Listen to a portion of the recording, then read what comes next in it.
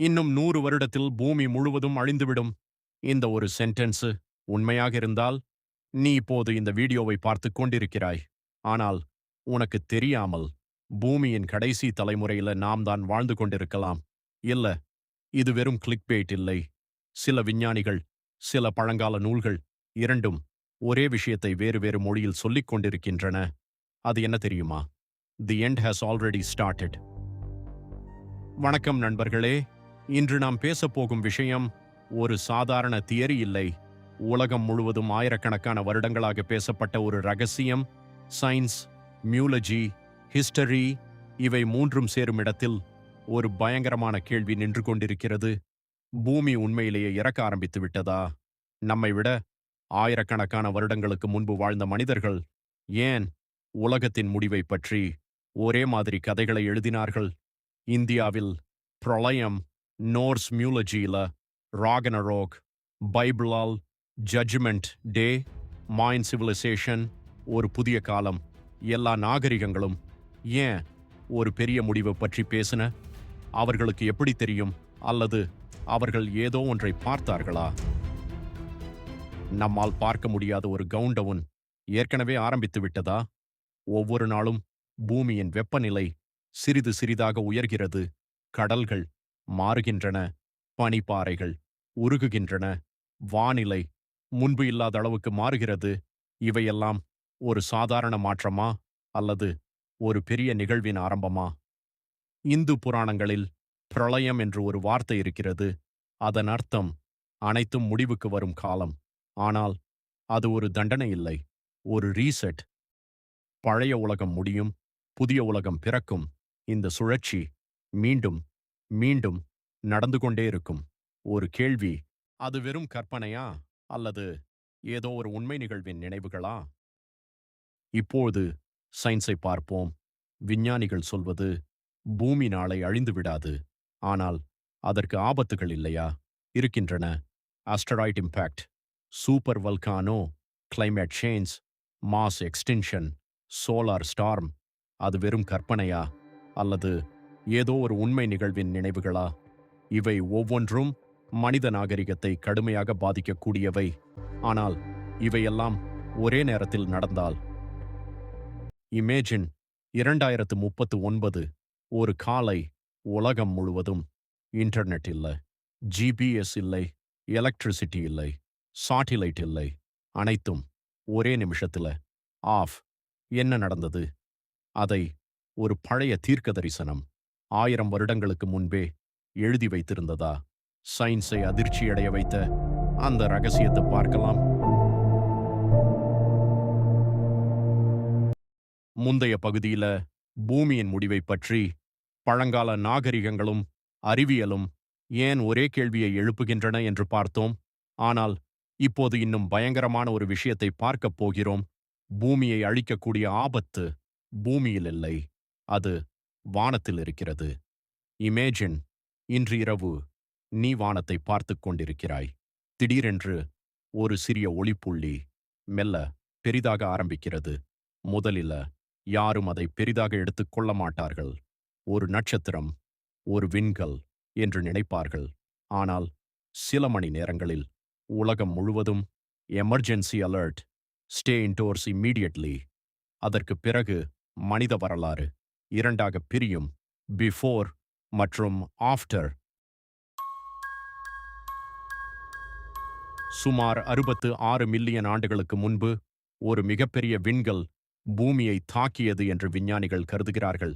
அந்த தாக்குதலுக்கு பிறகு பூமி முழுவதும் தூசி, சூரிய ஒளி மறைவு, உணவுச் சங்கிலி சிதைவு. அதன் விளைவாக டைனோசர்கள் உட்பட பல உயிரினங்கள் அழிந்தன. இது ஒரு திரைப்படக் கதை அல்ல, பூமியின் வரலாற்றில் நடந்ததாக ஆராய்ச்சிகள் கூறும் ஒரு நிகழ்வு. ஆனால் ஒரு கேள்வி, அந்த விண்கல் வெறும் கல்லா? அல்லது பழங்கால மக்கள் அதை தேவர்களின் கோபம் என்று பார்த்தார்களா? சில புராணங்களில் வானத்திலிருந்து நெருப்பு விழுந்தது, உலகம் எரிந்தது என்ற விளக்கங்கள் வருகின்றன. அவை ஒரு குறியீட்டு மொழியா? அல்லது மக்கள் கண்ட இயற்கை பேரழிவுகளின் நினைவுகளா? இப்போது விண்கல்லை விட அமைதியாக வரும் ஒரு ஆபத்தை பார்ப்போம். சூரியன்.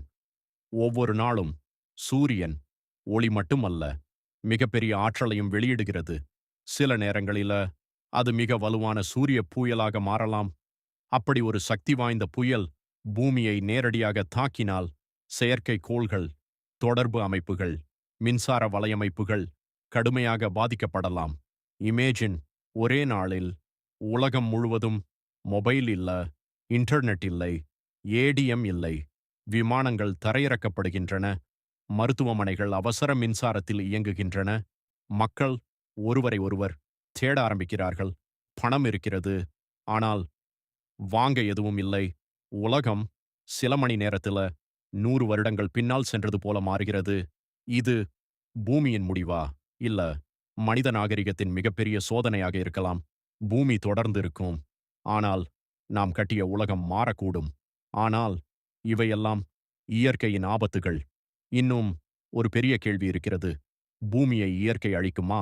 அல்லது மனிதனே தன்னுடைய உலகத்தை அழித்துக் கொள்வானா? மனிதன் உருவாக்கிய மிகப்பெரிய ஆபத்துகள், செயற்கை நுண்ணறிவு, உயிரியல் ஆய்வுகள் மற்றும் ஒரு பயங்கரமான எதிர்கால கற்பனை, இவையெல்லாம் எப்படி ஒன்றாக இணைகின்றன என்பதை பார்ப்போம். முந்தைய பகுதியில் வானத்திலிருந்து வரும் ஒரு சிறிய கல் கூட மனித நாகரிகத்தை மாற்றிவிட முடியும் என்று பார்த்தோம். ஆனால் அதைவிட பயங்கரமான ஒரு விஷயம் இருக்கிறது. அது வானத்தில இல்லை, விண்வெளியிலும் இல்லை. அது நம்முடைய கைகளிலே இருக்கிறது. ஒரு நாள் உலகம் முழுவதும் இன்டர்நெட் திடீரென்று நிற்கிறது. விமானங்கள் தரையிறங்குகின்றன. ஸ்டாக் மார்க்கெட்ஸ் மூடப்படுகின்றன. சாட்டிலைட் கம்யூனிகேஷன் துண்டிக்கப்படுகிறது. மக்கள் தங்கள் போன்ஸை பார்த்துக் கொண்டிருக்கிறார்கள். ஆனால் எந்த மெசேஜும் வரவில்லை. எந்த காலும் போகவில்லை. அப்போது ஒரு கேள்வி மட்டும் உலகம் முழுவதும் எழுகிறது. என்ன நடந்தது? மனிதன் இயற்கையை புரிந்து கொள்ள ஆயிரக்கணக்கான ஆண்டுகள் எடுத்தான். ஆனால் இன்று அதே மனிதன் உயிரினங்களின் டிஎன்ஏவை பற்றி முன்பை விட அதிகமாக தெரிந்து கொண்டிருக்கிறான். இது மருத்துவத்துக்கு மிகப்பெரிய நன்மைகளை கொடுக்கிறது. ஆனால் ஒவ்வொரு பவர்ஃபுல் டெக்னாலஜிக்கும் ஒரு டார்க் சைடு இருக்கிறது. ஒரு புதிய தொற்று உலகம் முழுவதும் மிக வேகமாக பரவினால், ஒரு நாட்டை மட்டுமல்ல, முழு மனித இனத்தையும் பாதித்தால், இது ஒரு கற்பனை ஸ்கேனாரியோ. ஆனால் மனித வரலாறு ஏற்கனவே காட்டியிருக்கிறது. ஒரு சிறிய உயிரினம் கூட உலகத்தை எவ்வளவு வேகமா மாற்ற முடியும் என்று. இப்போது இன்னும் ஒரு விஷயம். Artificial intelligence. இன்றைக்கு நாம் ஏஐயை பயன்படுத்தி படம் உருவாக்குகிறோம், வீடியோ உருவாக்குகிறோம், வாய்ஸ் உருவாக்குகிறோம், இன்ஃபர்மேஷன் தேடுகிறோம். ஆனால் ஒரு நாள் ஏஐ மனிதனை விட வேகமாக முடிவெடுக்க ஆரம்பித்தால், அது மனிதனை வெறுக்க வேண்டிய அவசியமே இல்லை. அது ஒரு சிம்பிள் கால்குலேஷன் செய்தாலே போதும். மனிதர்களால் பூமிக்கு ஆபத்து அதிகம். அதற்குப் பிறகு அது என்ன முடிவு எடுக்கும்? ஆனால் இங்கே ஒரு விஷயத்தை தெளிவாக புரிந்து கொள்ள வேண்டும். ஏஐ மனித இனத்தை அழிக்கப் போகிறது என்று அறிவியல் நிரூபிக்கவில்லை. இது ஒரு ஹைபோதெடிக்கல் ஸ்கெனாரியோ. ஆனால் அந்த பாசிபிலிட்டியை பற்றி சயின்டிஸ்ட்ஸ், ரிசர்ச்சர்ஸ் ஏன் சீரியஸா டிஸ்கஸ் செய்கிறார்கள்?